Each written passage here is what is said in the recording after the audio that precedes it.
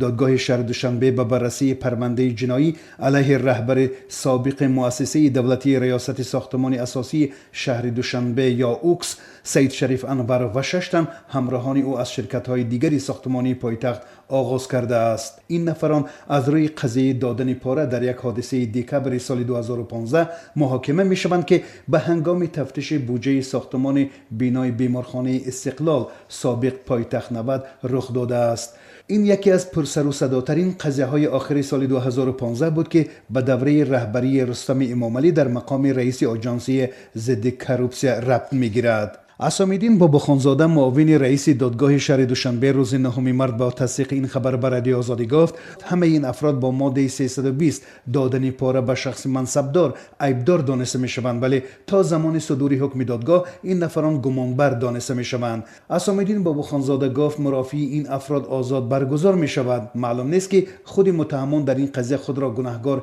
اعتراف می کنند یا نه و قضیه را چگونه شرح می دهند. ولی معلومه تحقیق دارید.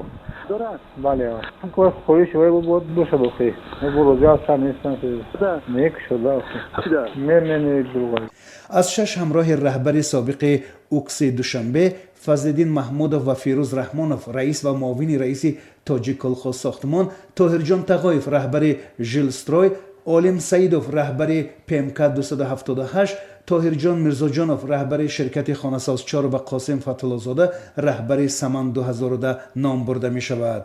بعد بازداشت این گروه ماه مارس سال 2016 مجمع تندرستی به فعالیت آغاز کرد. در مراسم افتتاح آن روز 4 مارس سال 2016 پرزیدنت امامعلی رحمان هم اشتراک کرد و با پیشنهاد او اسمش مجمع تندرستی استقلال شد. آن زمان گفته شد که این بیمارستان دارای 650 کت بوده با ارزش عمومی 706 میلیون سامانی بنیاد شده است.